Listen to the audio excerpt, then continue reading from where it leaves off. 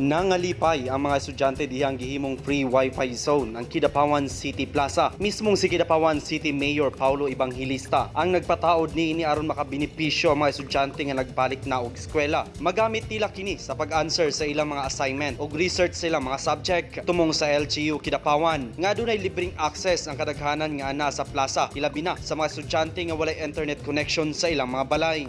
Dako ba ning tabang para sa imuha isip sa mga estudyante? Oh, dako kaya kay sayo na lang adto diri sa kay mapit na lang kadiri para mag-research.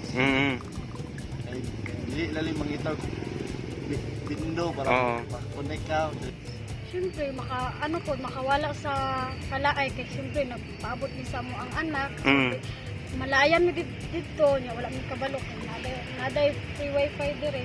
So nakaani mi diri pagamit pud siya for in case of emergency sa mga estudyante. Sa mga mama nga nagulat sa ilang mga anak. Adunay upat ka mga station nga anaa sa City Plaza nga mao ang Luntian Kidapawan 1, Luntian Kidapawan 2, Luntian Kidapawan 3 ug ang Luntian Kidapawan 4. Ang usa ka user tugutan nga magamit sa maximum nga usa ka oras kada adlaw. Ang matag gadget aron malimitahan ang paggamit sa free wifi ug matagan sab og gigayon ang uban pang gustong makagamit niini. Marvin Revilla, Newsline Philippines, Province of North Cotabato. Stay safe.